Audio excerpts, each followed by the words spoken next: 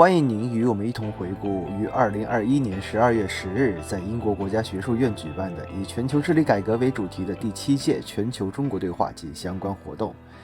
依循往届惯例，英汉双语同名文集将于近期出版，并向读者推出。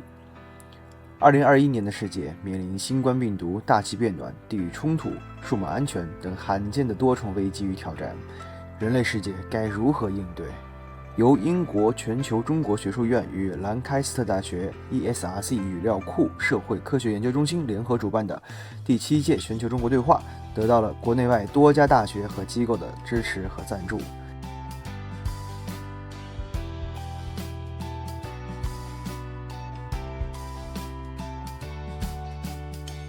来自英、中、法、德、美等国的专家学者采用线上线下混合会议的模式，就全球治理改革的理论与实践进行了广泛而深入的探讨。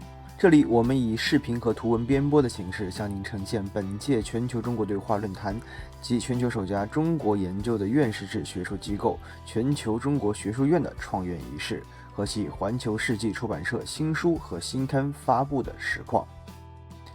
冬日的伦敦，早上8点半开始，嘉宾陆续到场。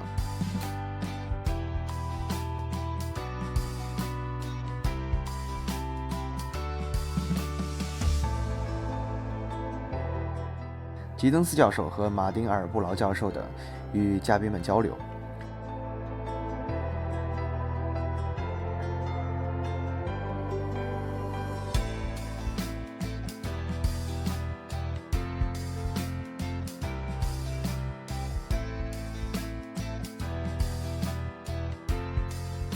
大会开幕式由托尼·麦肯勒里教授主持，他不仅是英国社科院院士及理事会理事，也是全球中国学术院理事会主席及创院院士。英国外交部东北亚和中国司司长卓丹莲先生代表英方政界致辞。之后，中国驻英国大使馆公使杨晓光先生在线上代表中方政界发表了开幕致辞。清华大学社会科学院前院长、全球中国学术院理事会中方主席和创业院士李强教授在线上代表中方学界致辞。伦敦经济学院前校长吉登斯教授勋爵代表英方学界致辞，并发表了特别演讲。开幕式主旨演讲由清华大学社会科学院院长彭凯平教授发表了题为《中国通过积极干预改善福祉》的研究。英国社科院全球中国学术院荣誉院长马丁·阿尔布劳教授则发表了题为《中国在当今世界中的地位》的主旨演讲。托尼·麦肯勒里教授在开幕式上宣布全球中国学术院正式成立，并向荣誉院长马丁·阿尔布劳教授颁发了荣休证书。It's my enormous pleasure to announce the launch of the Global China Academy, of course, which we're doing here today. We'll do much more of that this evening. But as part of that, I'm outgoing chair. I'll be replacing as chair of the Global China Academy. And we will be sending a letter of thanks in due course. But you know what's happening next, Martin. Martin is here, and of course, let me read the citation on this rather magnificent certificate that we have ready for you.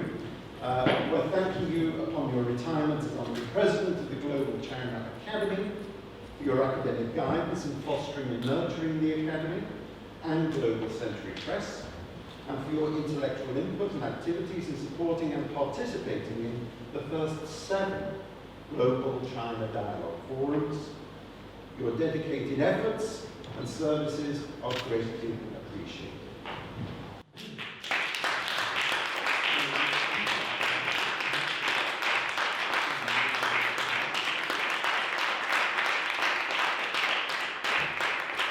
A great surprise, I could say, that it couldn't have been done without the cooperation of so many people, above all the founder of the Global China Dialogues Academy and all the rest, Professor Chang.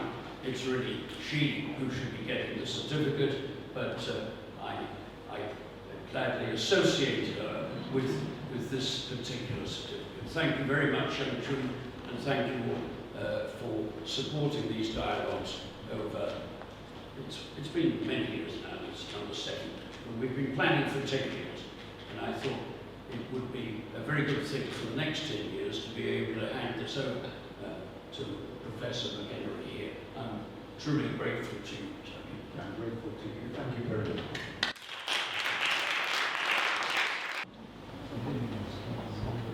Okay.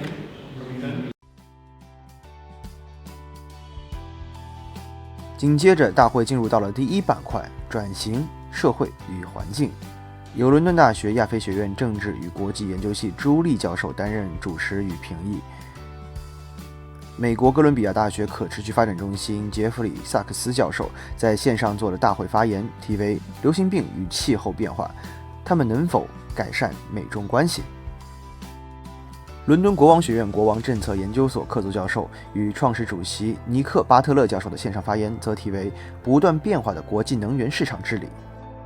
伦敦经济学院国际关系副教授罗伯特·福克纳博士在现场做了题为“地缘政治竞争时代的中国、美国和国际气候合作”的大会发言。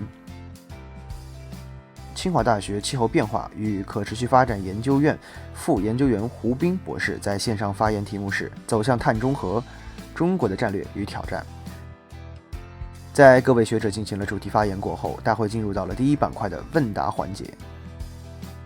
之后，嘉宾们进行了上午茶歇。牛津大学罗宾·科恩教授与大卫·帕金教授与嘉宾们进行了热情的交谈。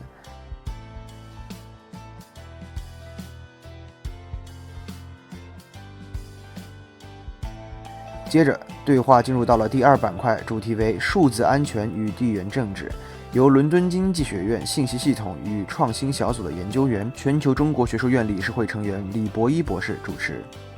英国社会技术网络安全研究所所长、伦敦大学学院工程科学院计算机系马德琳·卡尔教授在现场做了题为“全球技术治理的未来”的发言。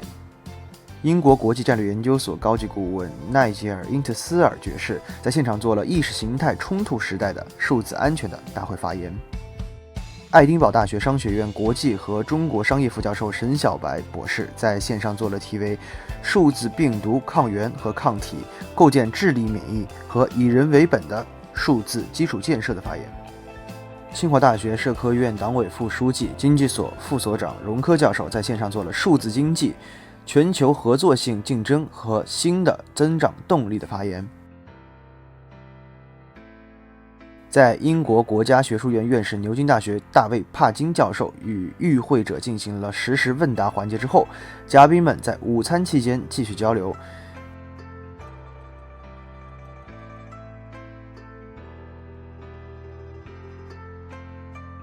全球中国学术院信托委员会线下与线上混合会议也在此期间举行。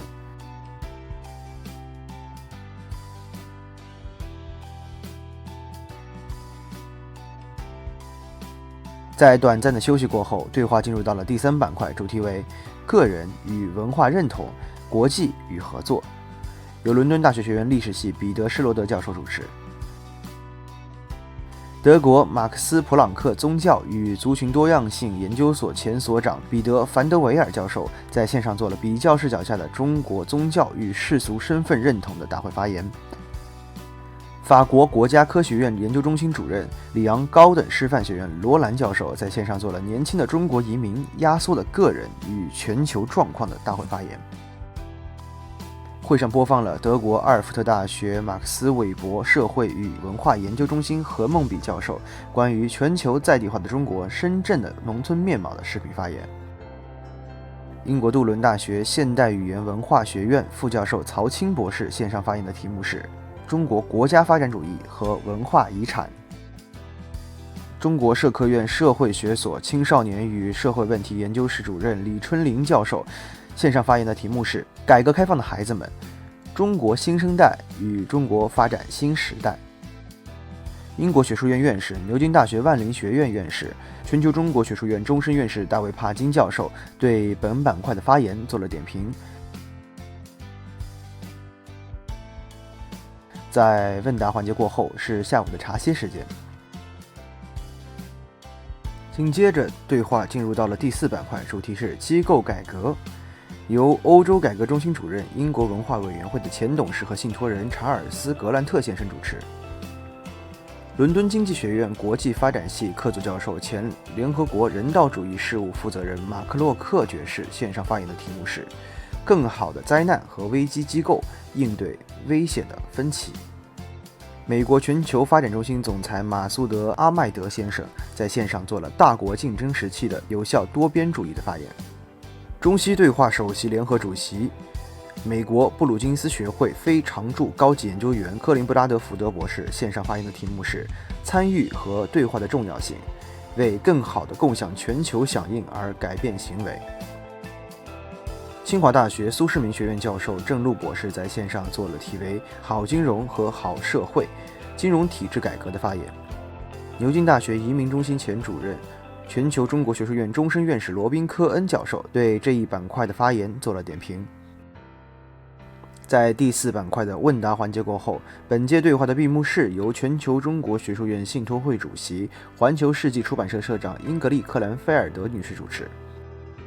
英国著名作家、剑桥大学政治与国际系高级研究员、清华大学客座教授马丁·雅克到会闭幕致辞，题为“我们有能力迎接挑战吗？”清华大学社会科学院副院长、全球产业发展研究院副院长赵可金教授在线上致闭幕词，题为“强大的组织治理 COVID-19 影响下的中国治理经验”。闭幕式的最后环节是新书发布。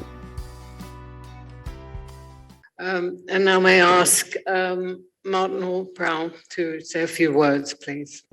Well, I think it's an extraordinary privilege to be able to promote my book at the end of this conference. And I won't say any more about it at all. I just want to thank the Global China Academy for allowing me to end my career on a high note.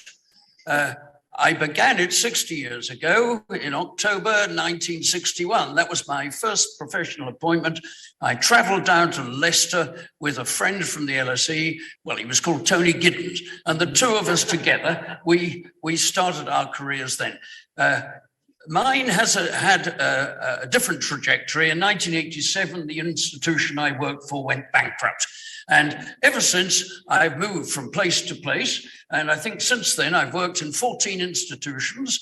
And the Global China Academy is the summit of my achievement. And I'm announcing today my retirement. I'm retiring from professional life, but I'm going to continue writing the things I want to write about, not for academics or the academic world, but I hope for the general readership.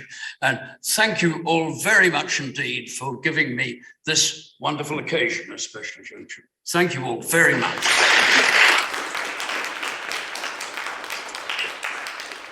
Thank you, Martin. Everything I want to say about this book as editor is in my editor's preface. I'd like to make one point here.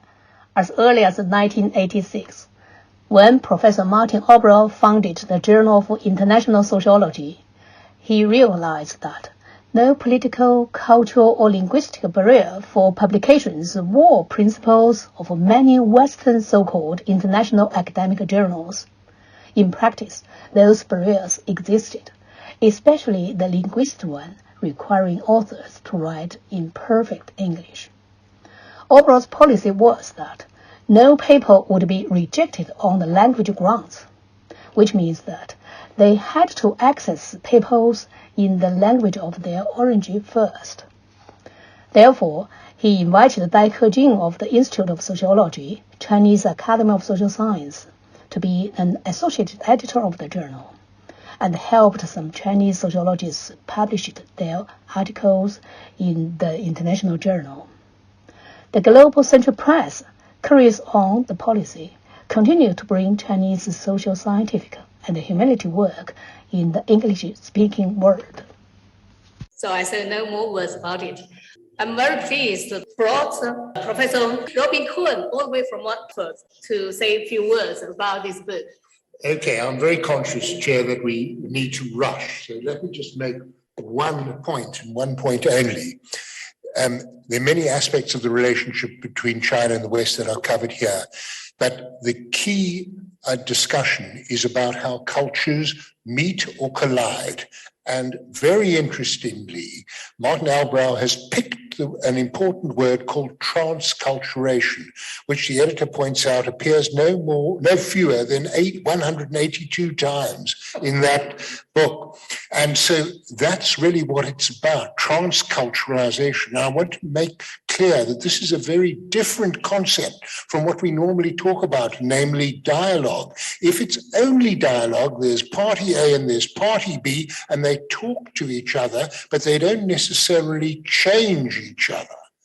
And linguists have a very interesting distinction between a pidgin and a creole. A pidgin is a language that you develop, which is very restricted, very instrumental, very narrow, without any great conceptual depth. And you retain your own languages. But a creole gets bigger and bigger. It grows more and more to the point where your own language recedes and the creole emerges as the mother tongue. And that seems to me to be the crucial way of talking about a human shared planet, not in terms of dialogue. Okay, when we still retain our own ideas, sentiments, cultures, sensibilities, history, power, and so on, but we actually project forward to the point where we can actually create a new shared culture. Okay.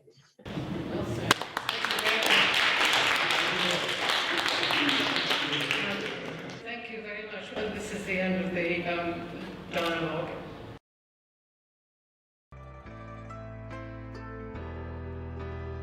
在本届全球中国对话并务式上的新书发布会后，在英国学术院音乐厅举办了招待会。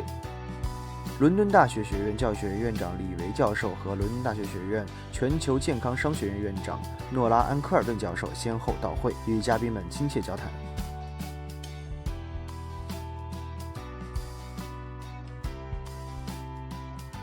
招待会由英国社科院院士、英国皇家艺术院院士、兰开斯特大学语言学和英语语言学系教授、ESRC 语料库与社会科学研究中心主任艾琳娜·塞米诺教授主持。会上举办了环球世纪出版社的新书新刊发布活动，有6位嘉宾做了简短发言。Linguistics at the University of Lancaster, and I direct the Center for Corpus Approaches to Social Science, which is the sponsor of today's event.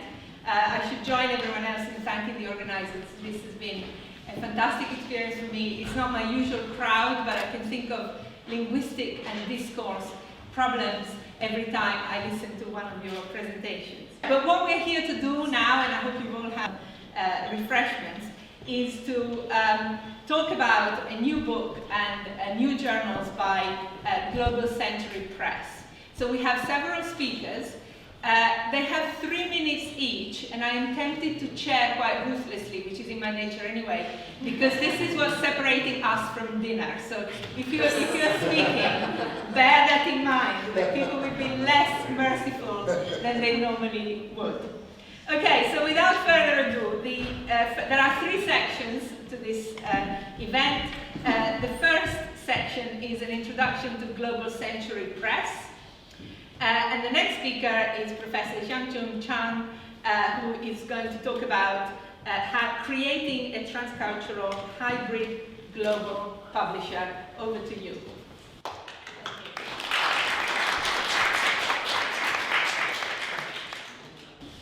Good evening, everybody. Because every day is a long day, I just threw away my little. I want to highlight a few things about the character of Global Century Press. The reason we gave all the books and the journal, and we make this brochure every year like this, because we try to form our own future and character. And the key word would be transcultural products. So we are making transcultural products, which is, you can see Chinese elements there, you can see Western elements, you can see here. But we try to make it, in Chinese words, it's 中西合璧. You can mix it in a lousy way, you can mix it in a high quality way. We try to I just want to say, for example, the map, the cover, you can tell that is all map. That means global. And then everywhere we have a map. Comparative perspective in China, we are using China as comparable to compare with different countries and regions for different topics, cross-discipline. So that's what we do. And as an academy, we do things like we have final products. So that's how this academy is different from others, because we have a press. And we, over the period years, we can see how we create something, and we can make add the sum of human knowledge. So that's our aim. Thank you very much.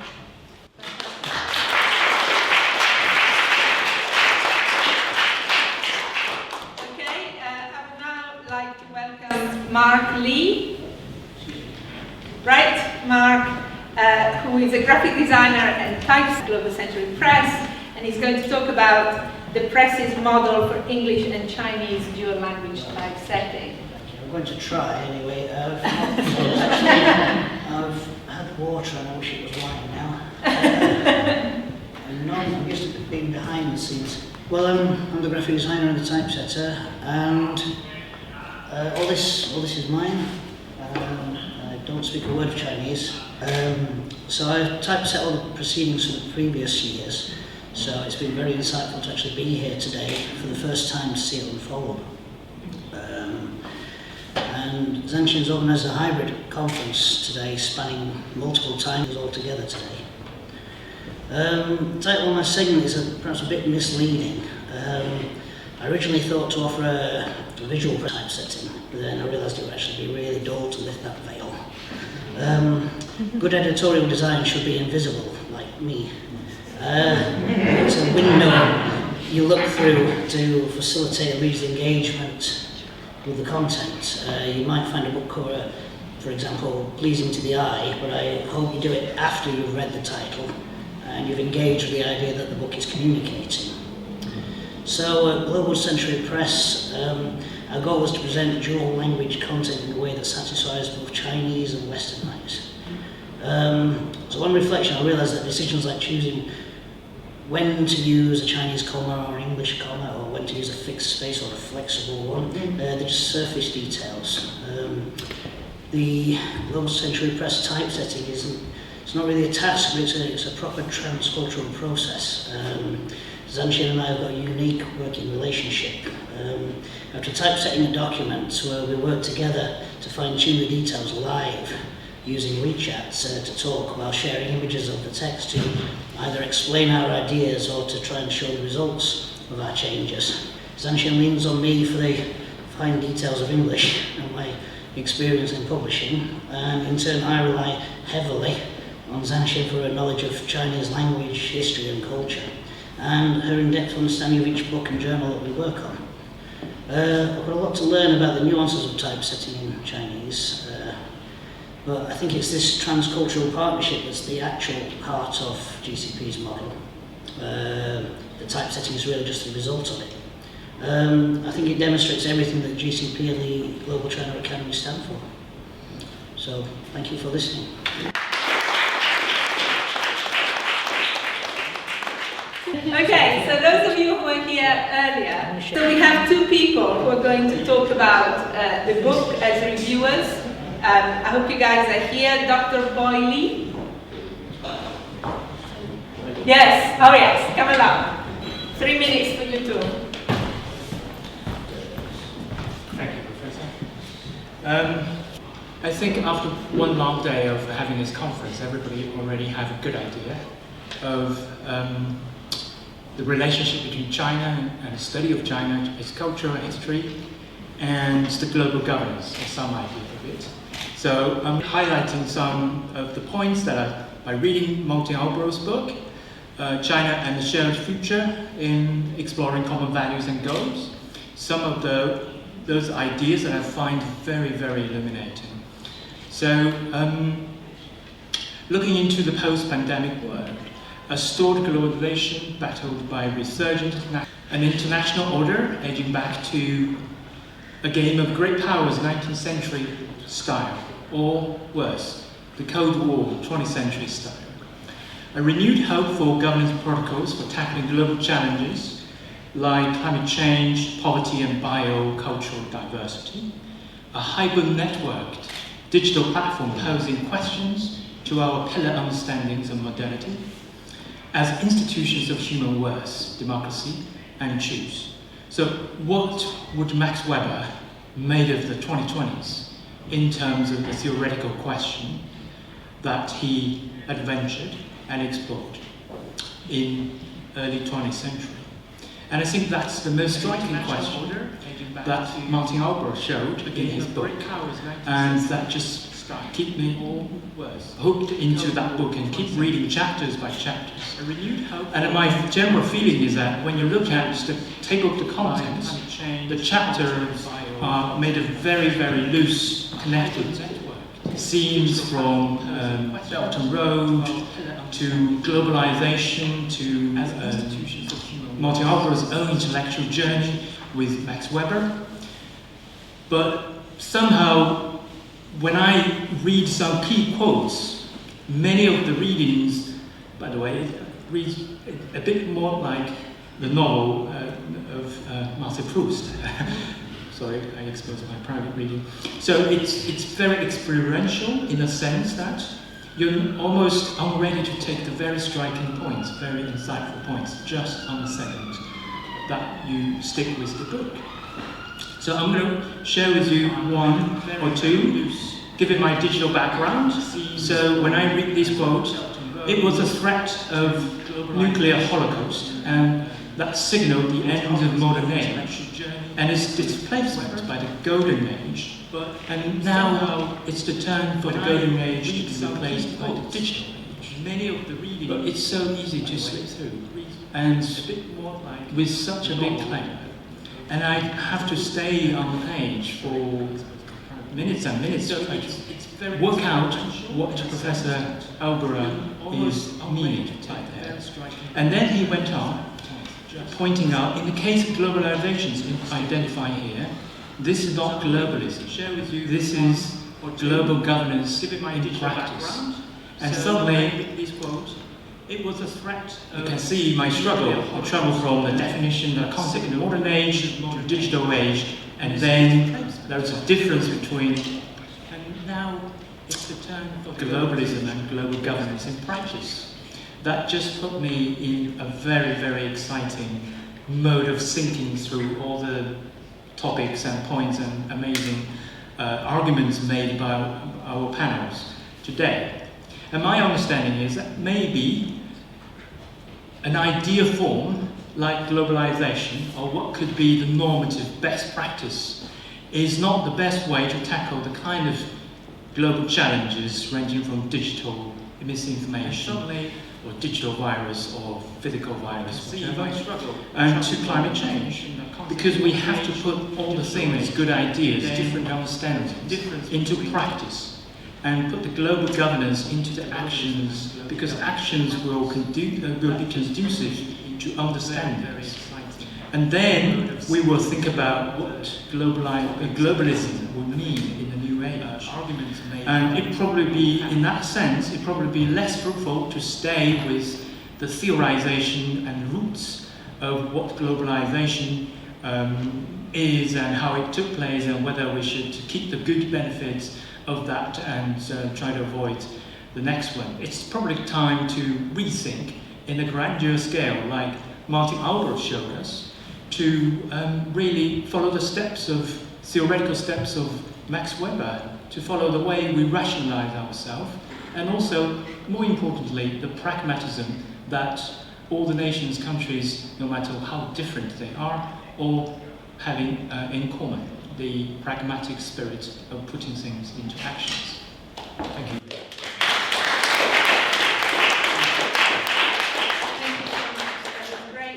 And then another reaction response to the book by Dr. Gavin Brooks.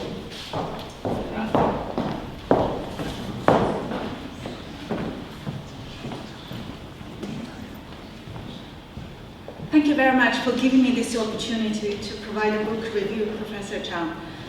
Thank you, Boyi, for covering some theoretical ground already. I'm going to make 3 points, hopefully fit into 3 minutes. First point, the innovativeness of the book lies in the approach to bridging purely academic inquiry with theme-oriented work addressing contemporary social issues. The book reflects Albro's deep knowledge of and rich experience in public affairs and compassionate politics. Albro draws his inspiration from Max Weber's study of religion, nationalism, power, and the market for understanding the relationship between multiculturalism and globalization. This firm belief in diversity leads the author's credence in global governance to safeguard a human future. This new global governance will need to be open and inclusive, containing elements from both left and right ideology, from communitarian and cosmopolitan ethics, depending on the current configuration of geopolitics and the means of mobilizing support. The second unique feature of the book is that shows Albro has studied and practiced shared human values, through his academic endeavor to engage with both West and Chinese scholarship. Albro views China's rise as coupled with the desire to ride the tides of Western globalization for its own benefit while maintaining continuity with its own ancient culture. So to Albro, this differs China from Western-inspired models of governance. The success of China is therefore built upon the adaptation and assimilation of both Marxism and Western economics and social sciences into its own culture tradition. Therefore, the future development of China is on the spirit of finding common goals and shared projects with other nations. Underpinning this book is transculturality as an effective theoretical and methodological tool for the study of globalization as a contested discourse and a master narrative. The merit of transculturality lies in the belief in shared values and a common interest among humanity without suggesting domination or supremacy. Albro proposed by practicing transculturality, governmental or non-governmental agency make a contribution to a developing common discourse, reinterprets for domestic audiences, and returns to take the dialogue forward. So it is obvious that Albro has practiced transculturality in compiling this book. The book contains co-authored articles by Albro with Chinese scholars, speeches delivered to Chinese audiences, and a panel discussion between him and other international scholars. For that reason, this book cannot be read as a conventional academic textbook or a monograph focusing on specialized subject. Instead, this book could be viewed as a map of a journey that takes readers on a Weberian quest for the search of the meaning of Chinese culture and modernity. Much of the book reads as a conversation resembling the many dialogues taking place between Albro and his scholarly friends along this journey. Thank you very much.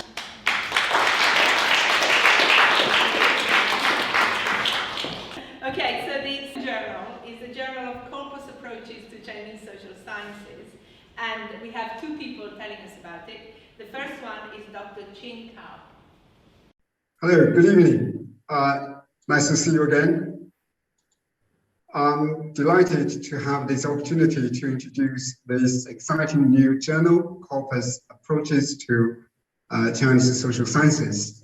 So this is a timely addition to the current academic journal market with its novel approach of using corpus linguistics in the study of the Chinese society. So novel in the sense that the corpus linguistics as a social research tool is relatively new. So okay, so this journal is a journal of Corpus approaches to Chinese social sciences, and we have 2 people telling us about it. The first one is Dr. Chang. Linguistics as a research tool is increasingly recognized. So this journal is the currently only English-language journal devoted to the study of the Chinese society using corpus linguistics. A corpus is a collection of naturally occurring examples of language use. So corpus analysis provides quantitative evidence from a large pool of data and can be processed using a computer. It provides an excellent opportunity to test and challenge our ideas, hypotheses, and intuitions about language use embedded in social change. So computer-performed calculations can assist us in manipulating a huge amount of data which are relevant to the issues and questions we are concerned with. Obviously, the launch of this journal is contextualized in the fundamental social changes in contemporary China that challenges all China scholars to interpret them. So the magnitude, profoundness, impact of China's transformation, both within China and in the world, requires us to make sense of these transformations and what they mean for China and for the world in the future. So I hope in this process, this journal, Corpus Approaches to Chinese Social Sciences, will make an important contribution. This journal is open to all papers using Corpus approach in the study of the Chinese society. And we hope you will all support this journal and would very much appreciate it if you could just pass the message on to any interested scholars, because we are now starting to open to paper submissions. Thank you very much and enjoy the rest of the evening. Okay, and now my Lancaster colleague, Dr. Gavin Brooks, is also going to tell us his perspective on the same journal. Thank you. So I won't be too long, because I'm aware that I stand between everybody here and a hot meal. My name is Gavin Brooks. I'm a UKRI Future Leader Fellow at Lancaster University in linguistics, and I'm also a member of the Centre for Corpus Approaches to Social Science, which Eleanor is the director of. Promoting this journal today is quite easy for me, really, particularly because Dr. Chang just gave a fantastic introduction and an overview of the field, but also because I think that this day and the talks that we've seen today have really promoted the value and timeliness of this journal. You all have a copy of it in your goodie bags for today, by the way. Two things that have emerged from today for me.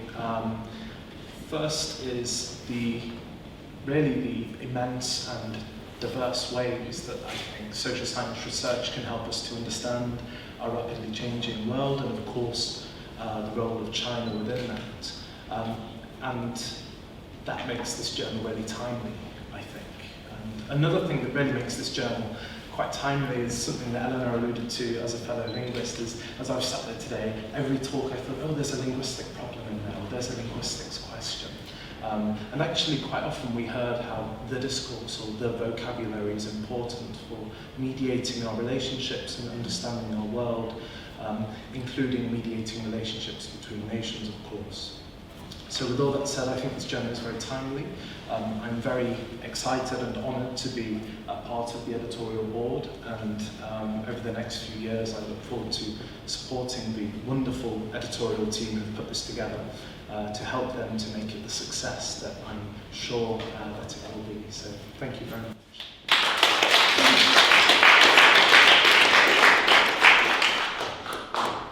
Now, I think some of you have been waiting for this all day, the announcement of the theme of the next event, the 8th in the series, and another colleague of mine from Lancaster, Tony McHenry, is going to tell you about that. Actually, in many ways, I don't think the next theme will surprise you, because we've heard it again and again and again today. What we'll be looking at next time is the governance of global health.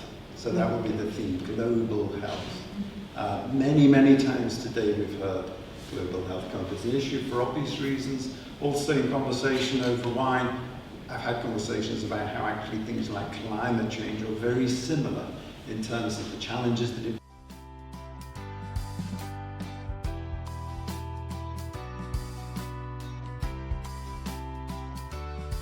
招待会的最后环节是由全球中国学术院理事会主席宣布第8届全球中国对话的主题为全球健康治理。brings two issues like global health. It's an issue where no one country can solve the issue. We need to work together in order to address some of these pressing issues. And it's not just about COVID, of course. There are a whole range of issues in global health that are important. And of course, China is an interesting, dynamic economy, is also engaging with health issues that are perhaps familiar in the West, but in new ways.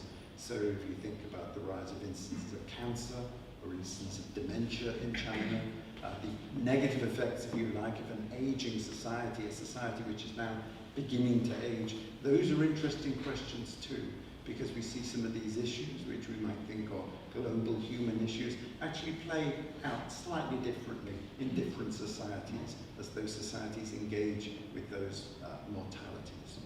So that will be the theme of the next dialogue.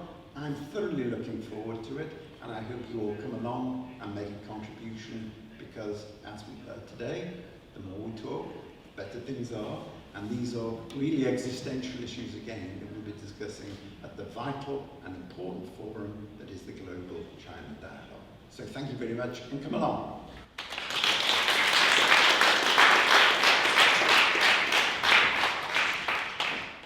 Right, the program tells me that we've got another perspective on the next event from Professor Nora and Cohen.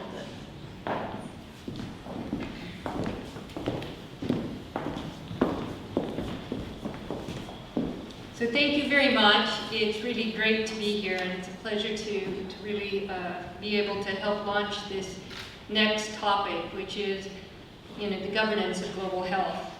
So I'd just like to take a few minutes and really talk about that, because that dialogue and theme is going to be co-organized by the school that I direct at UCL, which is the Global Business School for Health.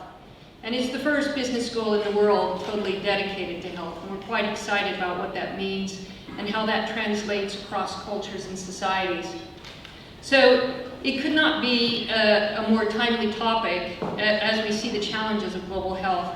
As we just heard, and health governance today has been very challenged over the last 2 years, as we've witnessed the world really struggling with containing COVID-19, alongside exposing many weaknesses in our health systems and governance as well. The pandemic has really caused health systems to scramble for access to vaccines, and we've seen wealthier countries buy those vaccines and lower income countries do without. The World Health Organization struggles constantly and calls for equity in vaccine access. So moreover, we've also come to appreciate the impact social determinants of health have on individual health and cohorts of our population that have witnessed a deterioration in many countries. So consequently, alongside coping with the pandemic, we see that failure to address climate change, as was just noted, the global prevalence of non-communicable diseases, inadequate access to health care services, and the lack of health workers globally are issues that cannot be addressed by one country. But they really require a global governance system to manage effectively. Yet the past 2 years, sadly, have reminded us that we still have inadequate global cooperation and inefficient global institutions, rules, and collective action when it comes to health. The questions about global health governance effectiveness are not new. Every time we have a health crisis, they are highlighted. Yet the stakeholders who make up our global health governance system and community and oversight, they have evolved. Today, we don't just think of the World Health Organization. We have growing influence of philanthropists such as the Gates Foundation. They have views and they impact on global health, as well as policymakers and activists. And moreover, global health governance includes new legal environments, public-private partnerships, financial markets, intergovernmental organizations, charities, multinationals, and the great involvement of our non-governmental organizations. So although the increase in the actors are welcome, all these various groups that now contribute to global health governance create a complex agenda, and with multiple layers. addressing global health problems in different ways, with different views, divergent processes, and also principles. The concern is that these competing global health players can create suboptimal outcomes for population health. The defeats of our current global health governance system may fail to prevent health problems from becoming global dangers. It may not be producing effective responses to global health. So the Global China Dialogue is a great place to explore these challenges and opportunities. China has an aging population, continued economic growth, but more importantly, a desire to reimagine healthcare management and governance. The Healthy China 2030 strategy emphasizes the need to develop the health sector in China. Like much of the world, China is seeing an increased expenditure on healthcare. In 2020, it's estimated that $1.1 trillion was spent on healthcare, which is about 7% of the Chinese GDP.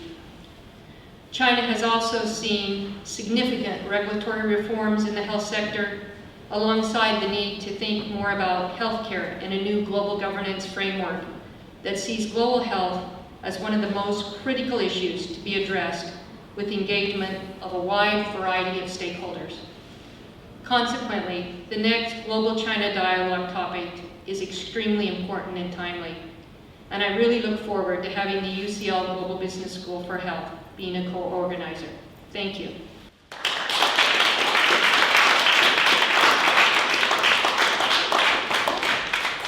Okay, thank you very much for those insightful contributions and for keeping to time. Am I right in thinking now we have a photo? Right. I hand over to whoever can organize the photo. I'm sorry to bother you for photos. Because, when we have to organize events, we need to pay money, and then they need a report, but report is photo.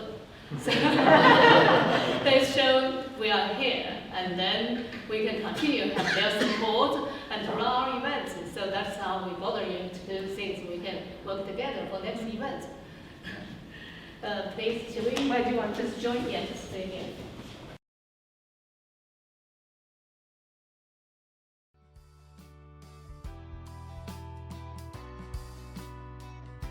最后，在英国学术院理事会大厅举办的全球中国学术院的创院活动，由欧洲科学院、英国学术院、英国社科院、英国皇家艺术院院士、伦敦大学学院教育学院院长、全球中国学术院理事会非执行主席和创院院士李维教授主持。会上向与会的创院院士和终身院士颁发了证书，并播放了国内外部分线上参加的创院院士和终身院士与本届全球中国对话的主办、支持和赞助单位代表的线上发言致辞。The very important part of today's event, it is the launch of the Academy, the Global China Academy. I really cannot stress the stress more of the timeliness and significance of this new academy. I'm sure all of us here know of the discourses of the China threat out there. And as Martin's book reminded us, China plays a key role in our shared human future. And that's why what we need is not hostility or fear of China, but more and deeper and better China literacy. And this is what this academy is all about, to increase the opportunities for dialogue, for interaction between China and the UK especially, but really China and the rest of the world as well. So we're here to launch the academy. We have a description. It's a UK-based independent worldwide fellowship that advances comprehensive studies on China in the social sciences and humanities, taking language-based, comprehensive, comparative and global perspectives. It adds to the sum of human knowledge and encourages participation in global society building and governance. That's the aim of the academy. I think we're going to do the presentation of the certificate first. May I ask Ingrid to start with the first conveniently, I happen to be standing next to Professor Chang, to whom I will be pleased to present a certificate as a founding fellow of the China.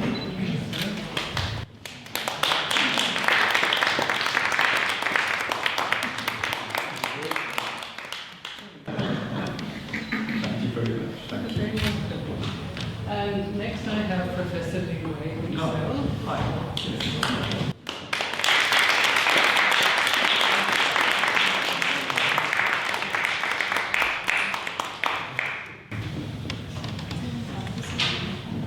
And then I am pleased to present the certificate to somebody we all know quite well, Professor Chang.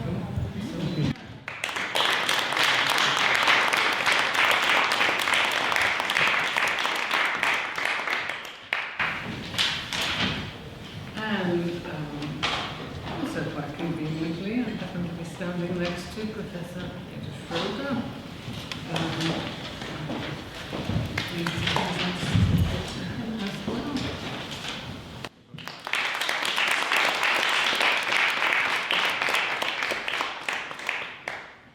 And lastly on my list I have Professor Julia Strauss.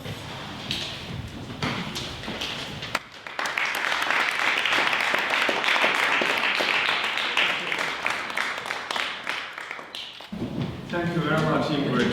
Can I ask Tony to present the next batch of Life Fellows?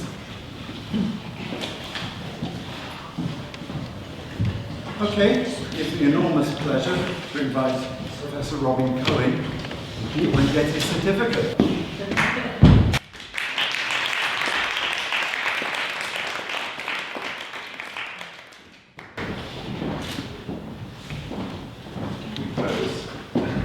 Thank you very much.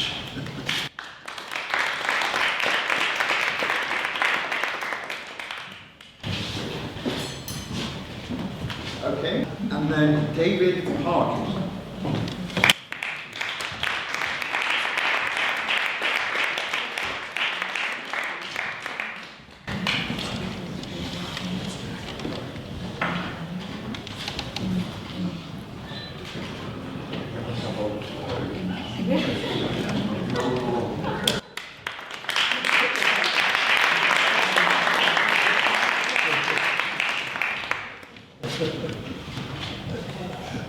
Thank you, Tony.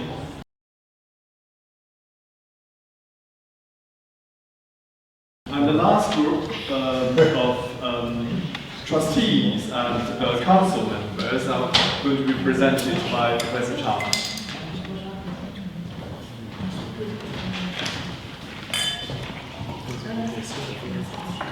The first is Global China Academy Chair Board of Trustees, Ingrid.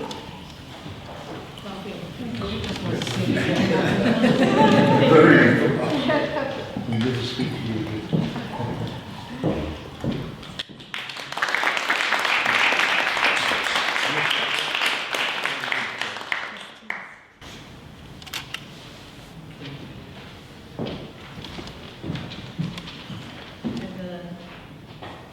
Li is our council member for events. He is the General Secretary of Global China Dialogue series, so he's been very helpful for this event.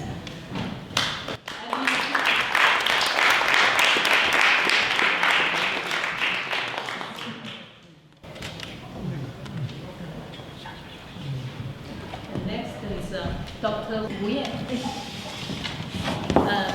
Wu Yan is also a council member for media.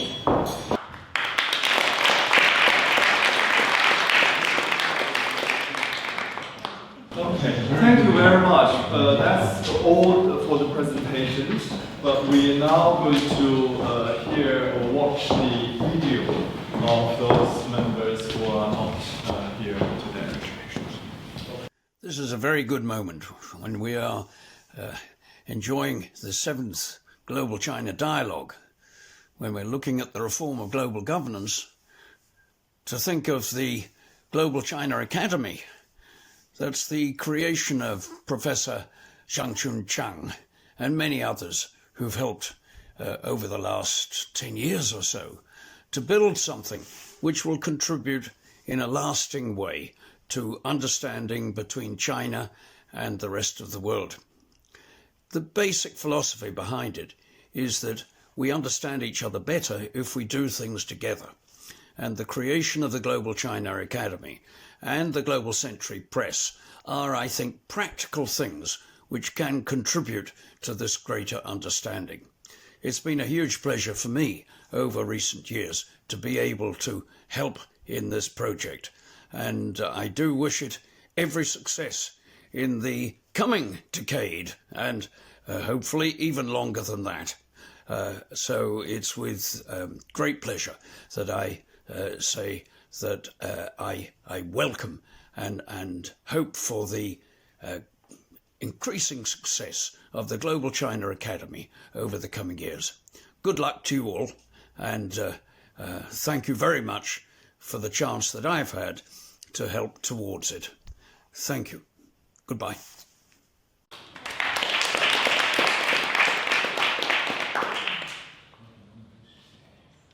Ladies and gentlemen, I'm Li Chang, a life professor of the School of Social Sciences and the director of the Center for Aging Studies at Tsinghua University of China.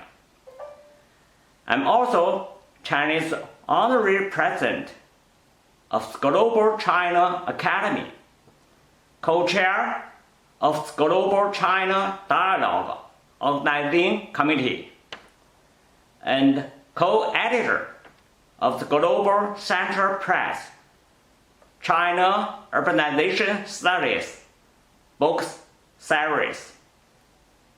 I'm very honored to accept invitation of Professor Martin Albro, Professor Tony McHenry, and Professor Xiangchun Chang to become the founding fellow and the Chinese chair of Global China Academy Council.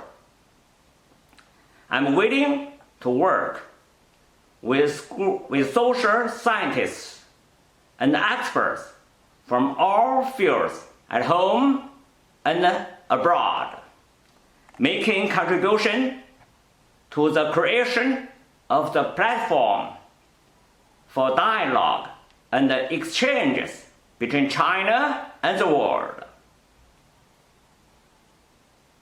I wish the Global China Academy bring better and better. Thank you all.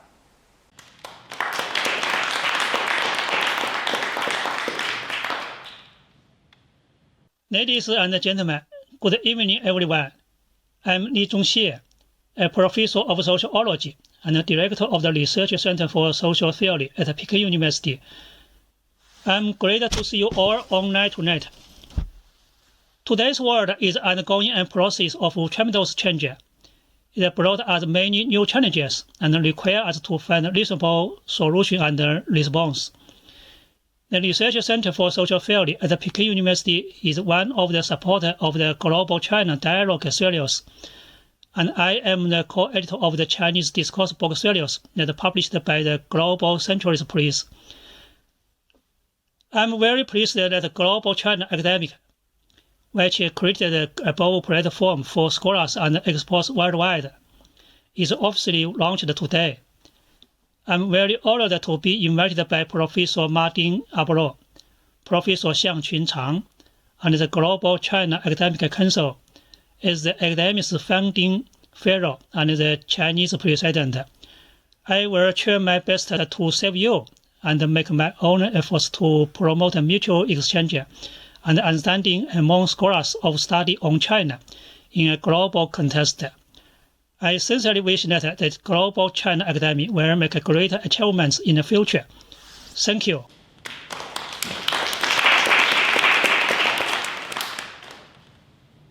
女士们、先生们，大家好！非常荣幸地接受常向群教授、Tony McHenry 教授和马丁·阿尔伯劳教授的邀请，成为全球中国学术院创院院士及理事会中方非执行主席。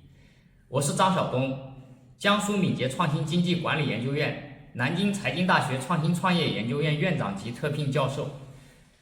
我是一个跨界者，从工业文明到数字文明，从事对于数据、数字化、数业经济、数业社会的研究及实践，深刻体会到在当今全球互联的世界，不存在离开全球的中国，也不存在遗忘中国的全球。几年来参加全球中国对话等活动，更深感全球中国学术院生逢其时，大有可为。唯愿与大家一起协力同心，将全球中国学术院打造成具有广泛和深远影响力的学术及交流平台，为共创人类福祉而不懈努力。谢谢大家。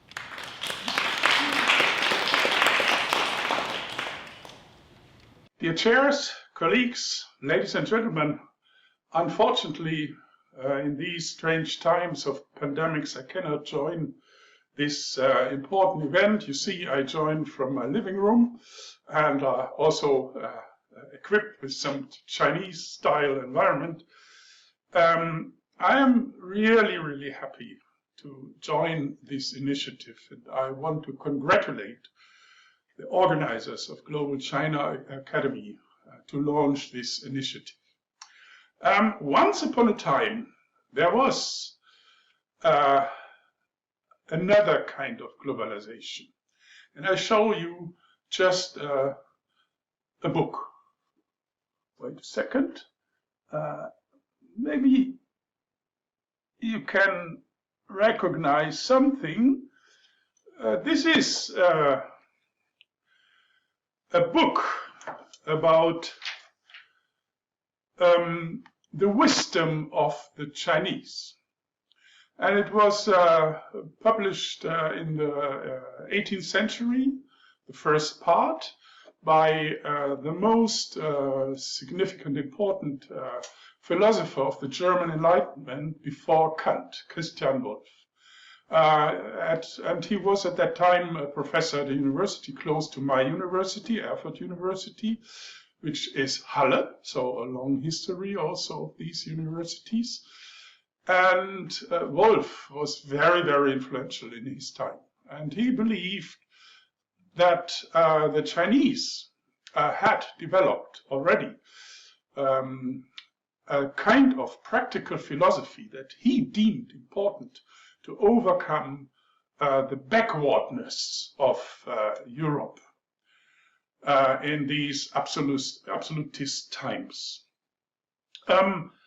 This did not last long. I think beginning with Kant, the Germans started to forget the Chinese, and Hegel was very pronounced in saying that Confucianism is not a philosophy at all.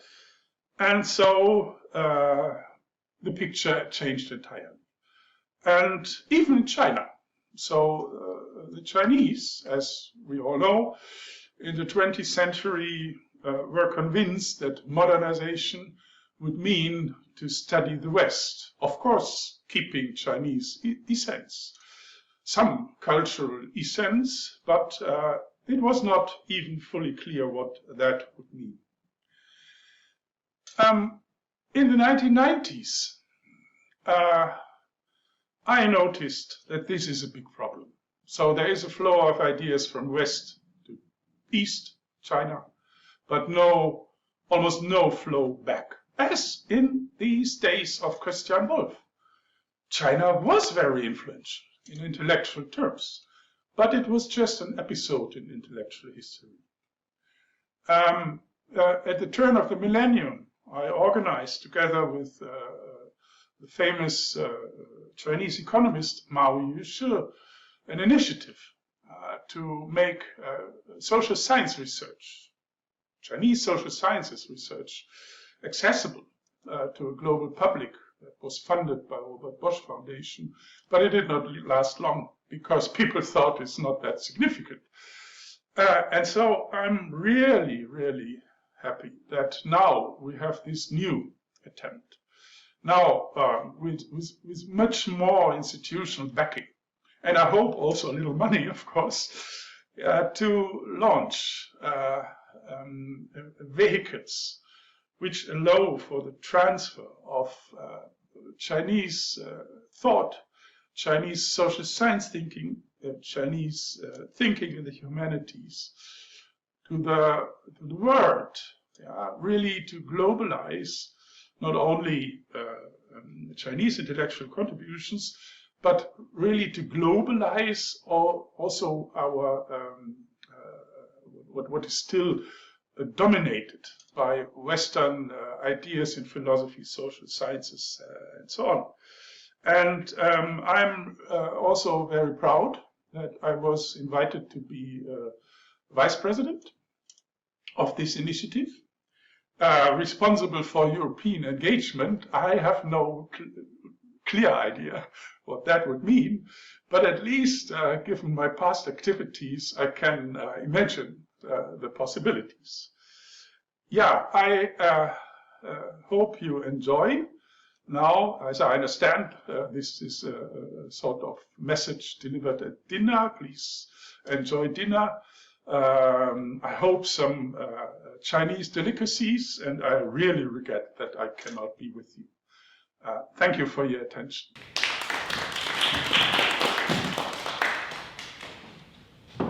Good evening. I am Peter van der Veer, and I'm an anthropologist who has worked for nearly 30 years on the topic of religion and nationalism in India. In the last 20 years, I have become interested in comparing India and China. I have done field work in Fujian about religious networks between Fujian and Singapore, on religion in the border areas of China and Vietnam, as well as on urban religion in Shanghai. The main reason that I have accepted the invitation to become a live member of the Global China Academy is that I feel that it is impossible to have a social science that does not include Chinese society. Over the last 20 years, I have tried hard to connect Chinese anthropologists and sociologists with their counterparts in the West. I'm especially interested in fieldwork in China that enables us to ask comparative questions. I hope that a Global China Academy will be an element in the attempt to integrate Chinese social science and Western social science. I look forward to participating in this endeavor. Thank you. 被授予全球中国学术院院士的称号，我感到非常荣幸。改革开放以来，中国的人文社会科学事业取得了长足的发展，对外交流也越来越活跃。全球中国学术院在推动关于中国问题的比较研究等方面做了很多重要的工作。我能成为学术院的一员，真的是非常高兴。我相信，今后全球中国学术院作为交流平台、学术研究平台的作用会发挥的越来越明显。我期待着在疫情过后，与全球中国学术院的各位院士能够有更多的交流。祝全球中国学术院越来越好。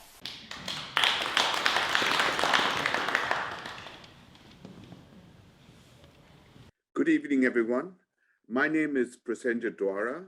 I am the Oscar Tang Chair Professor of East Asian Studies at Duke University in the United States.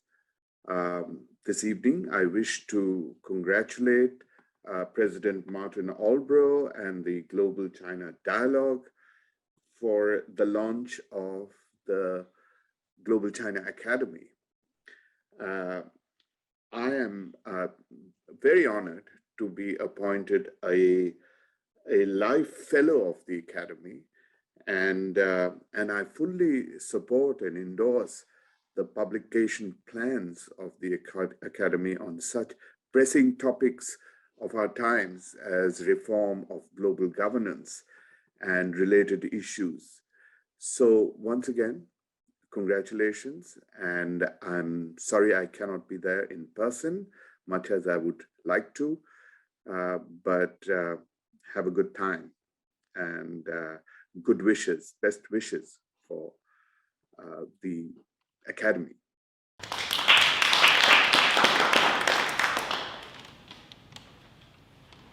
I'm Bing Zheng, Professor of Jilin University of China. 我研究的领域是文化社会学和文化哲学。我非常高兴成为英国全球中国学术院院士。我曾经访问过英国，和英国学者一起交流有关全球化的社会发展和文化发展的问题。我和英国著名的马丁·阿尔布劳教授有长期的学术交流的友好关系。我非常愿意努力推动中国和英国两国学者之间的学术交流和合作，并祝愿这个英国全球中国学术院越办越好。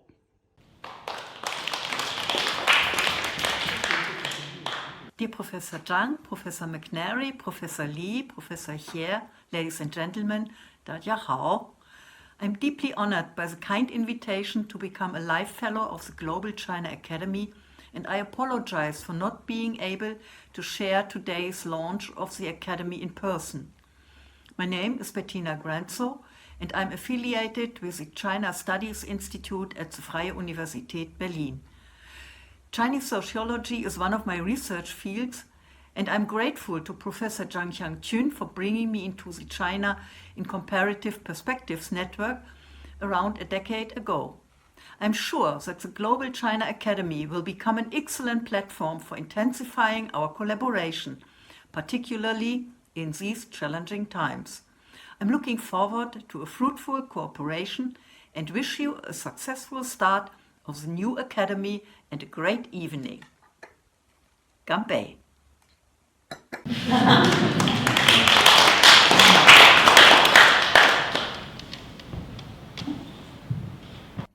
Hello there. I'm Gu Yiguo, greeting you in Beijing. I retired from the Chinese Academy as a linguist by training 2 years ago. I was invited back at the same time by Beijing Foreign Studies University to work on artificial intelligence and human language research lab. I've been working on Chinese corpus linguistics, particularly multimodal corpus linguistics, for about 30 years. I'm also interested in Chinese painting, Chinese calligraphy, Chinese writing system, and traditional Chinese medicine. I feel honored and privileged to be a member of the Academy. I wish the Academy all the success. Okay, see you.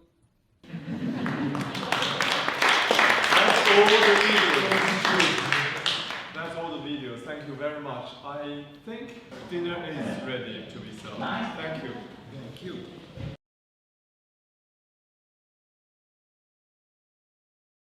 We are now going to hear or watch the video of those members who are not here today. I'm Dr. Tom Clark, Trustee and Treasurer of Global China Academy. My whole life has taught me that the way to make progress is through understanding things very precisely. For me, in the hard sciences and engineering, that precision has been pretty easy. But we now know that in the 21st century, the challenges we have, geopolitical, environmental, are going to be more difficult. They relate to people and their behaviour. And to understand that, we need anthropology and sociology. where getting precise understanding is so much more difficult than it is in what people unwisely call the hard sciences. So, for me, developing a shared scientific understanding of these things between China and the West is a great mission for the 21st century, and it is a truly important purpose. So that's why, in these uncertain times, I support Global China Academy. Thank you.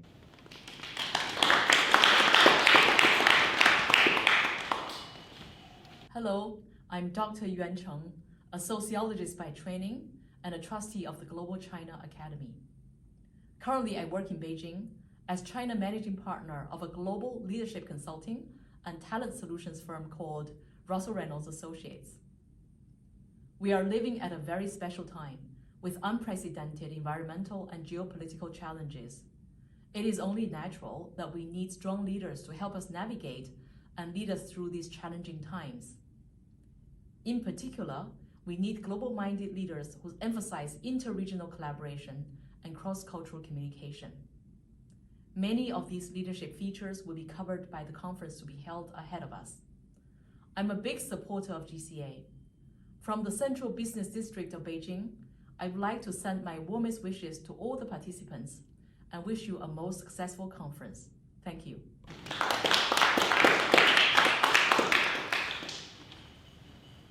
Prestigious guests, I'm Philip Hao, CEO of UVIC and the Director of Global Education and Innovation Research Center under GCA.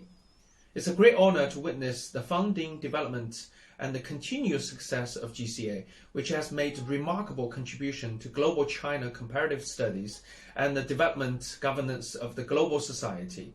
It's a shame that I couldn't make it to London this time due to the pandemic. I want to thank the members who have been spending days and nights of hard work to make this year's dialogue possible.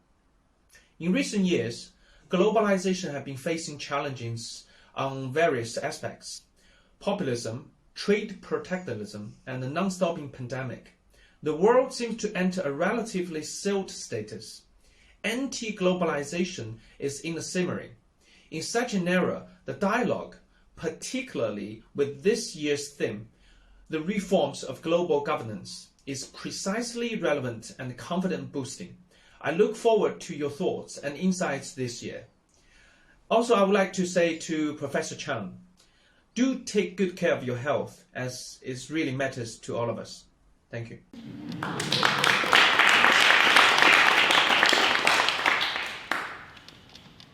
各位女士们、先生们，你们好，欢迎大家参与今年的会议。我是清华大学全球产业研究院秘书长曾劲松，有幸能够在此致辞。首先，由衷祝贺第7届全球中国对话的顺利开幕，同时也祝贺全球中国研究院的成立。非常感谢本年主办单位对筹办会议的付出与努力。本年会议的主题是全球治理改革。的确，我们正面临人类历史上最严峻的公共卫生危机之一，而这个危机同时带来了冲突和机遇。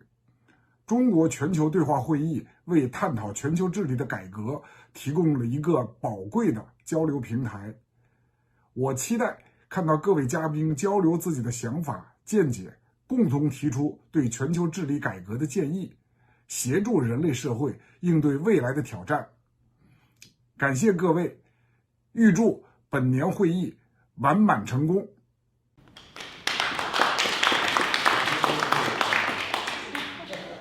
尊敬的各位来宾，线上线下的嘉宾朋友，女士们、先生们，大家好！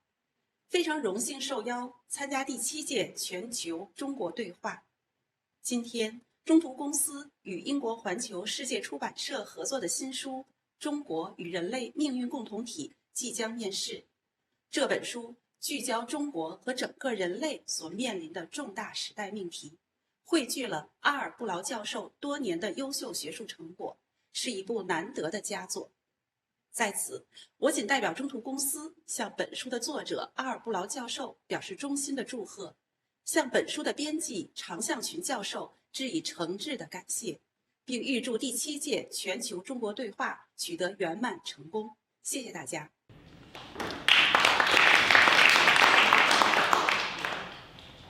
好，大家好，我是江彪，非常荣幸能与大家一起相聚云端，参加第7届全球中国学术对话研讨会。本期会议大咖云集，也备受国内外专家学者的深切关注。作为此次学术会议的技术支持单位，我们将全力以赴做好技术服务工作，确保整个会议过程能够顺利进行。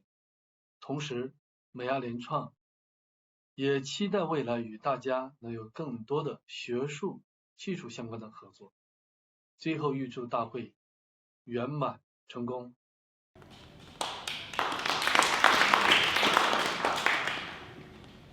Dear friends, I'm Dr. Song Yiping, co-founder of 学术志 platform. As a famous academic education platform in China, 学术志 has more than 2 million users. 90% of them are social science researchers. We are honored to be one of sponsors, the 7th Global China Dialogue for promoting its communication in China.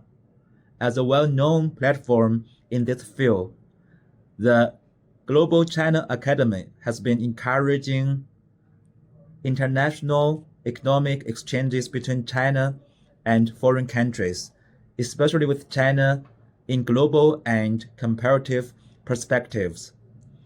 It is expected that this event will bring the latest thinking to academic researchers in this field. We will try our best to promote this significant event and maximize the widest participation of Chinese scholars. Best wishes for a successful event.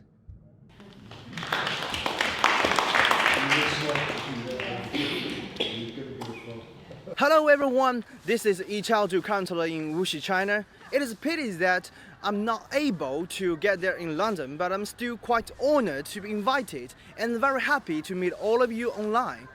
And as one of the sponsors, I would like to send my warmest congratulations to Global China Dialogue this year and the launch of the brand new Global China Academy. As the pandemic continues, our world has come to a kind of a point of a change. It is the right time for us to discuss reforming global governance, right? And I believe after that, we get chances to talk more. Maybe next time in person. Hope everything gets better. Thank you very much.